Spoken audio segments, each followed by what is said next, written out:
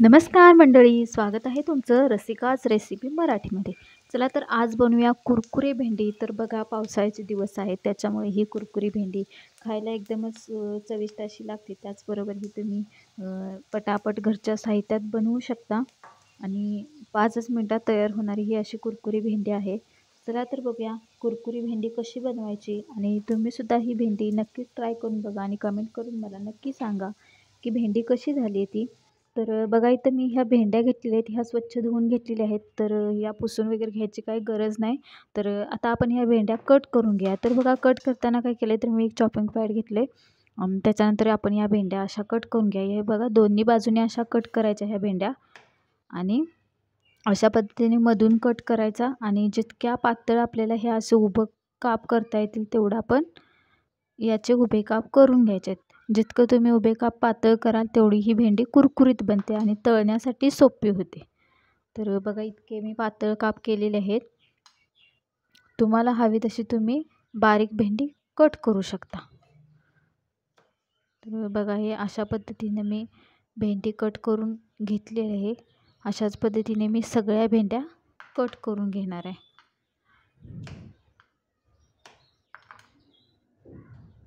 तर बघू शकता इथं मी भेंड्या सगळ्या कट करून घेतलेल्या आहेत. आता त्याच्यात घालूया मसाले. तर मसाल्यात काय केले तर लाल तिखट 1 चमचा, त्याच्यानंतर घालणार आहे चवीपुरतं मीठ. तर बघा 1 पाव चमचा मीठ लागेल. त्यानंतर 1 पाव चमचा हळद आणि आता आपण चाट मसाला घालूया. तर बघा 1 पाव चमचा चाट मसाला आणि थोडासा लिंबाचा रस. बघा इथं मी अर्धा लिंबाचा रस घातलेला आहे. आता काय करूया तांदळाचं पीठ 1 चमचा घालायचं आहे. तर बघू शकता मी इथं तांदळाचं पीठ 1 चमचा घातलं आणि आता बेसन पीठ 1 चमचा घालायचं आहे. जर आपल्याला पीठ लागलं तर आपण ते नंतर घालूया. तर हे बघा हे सगळे मसाले, पीठ आणि भेंडी असं चांगलं मिक्स करून घ्यायचं आणि जास्त आपल्याला भेंडी कोरडी वाटते त्याच्यामुळे पिठाचं बाइंडिंग होण्यासाठी आपण काय करायचं आहे तर याच्यात थोडंसं पाणी घालायचं आहे म्हणजे भेंडीला पीठ चांगलं असं लागेल. तर बघा मी साधारण अर्धा चमचा पाणी घातलं आहे. आता हे चांगलं असं मिक्स करून घेऊया. तर बघा आपल्याला भेंडीला चांगलं कोटिंग येण्यासाठी अजून पिठाची गरज वाटते त्याच्यामुळे अजून 1 चमचाभर आपण याच्यात बेसनाचं पीठ घालूया. तर तांदळाच्या पिठाने काय होईल तर एकदम कुरकुरीत अशी ही भेंडी बनते. त्यामुळे बेसन पीठ आणि तांदूळ पीठ मिक्स घालायचं.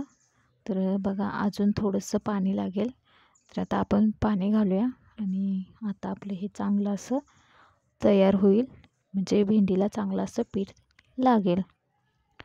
तर बघा आता काय करायचं तेल चांगलं तापवून घ्यायचं आताच. तर इथं बघा ही अशी भेंडी थोडीशी आता इथं चिकट वाटते पण काय करायचं आहे जेव्हा आपण तळण्यासाठी घेणार आहोत तेव्हा ही भेंडी अशी सुट्टी सुट्टी करून टाकायची. तर बघा तेल मी चांगलं तापवून घेतले. आता याच्यात आपण ह्या भेंड्या सोडूया.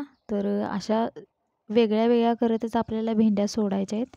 एकदमच जास्त भेंड्या तळून घ्यायच्या नाहीत नाहीतर त्या एकमेकाला चिकटतील. त्याचबरोबर या तुम्ही अशा बघू शकता वेगळ्या वेगळ्या अशा भेंड्या सोडायच्या आहेत. तर बघा मी एवढ्याच भेंड्या ह्याच्यात सोडलेल्या आहेत आणि आता काय करायचं 1-2 मिनिटांनी लगेच परतवून घ्यायचं. आता काय करायचं गॅसची फ्लेम मीडियम करायची म्हणजे आपलं पीठ करपणार नाही आणि भेंड्या आणि पीठ एकदम कुरकुरीत होईल. नाही हाय फ्लेमवर जर हे भेंड्या तळल्या तर आता ह्याचं पीठ करपण्याची शक्यता असते. त्याच्यामुळे काय करायचं आहे तर हे मीडियम फ्लेमवरती आपल्याला तळून घ्यायचं आहे. तर बघा 1-2 मिनटातच मी हे असं परतवून घेतलं आहे. तर बघा हे असं रंग बदलत आहे. तर बदललेला रंग तुम्ही बघू शकता. आता बघा ही बऱ्यापैकी आपली भेंडी चांगल्या अशा तळलेल्या आहेत. आता काढताना काय करायचं थोडा वेळच म्हणजे जेव्हा आपण काढू तेव्हा जरा गॅसची फ्लेम वाढवायची म्हणजे काय होईल तर ह्या तेलकट होणार नाहीत. तर बघा हे चांगलं असं तळून झालेलं आहे. आता आपण याला काढून घेऊया. तर बघा ही 5 मिनटात अशी बनणारी कुरकुरी भेंडी आहे.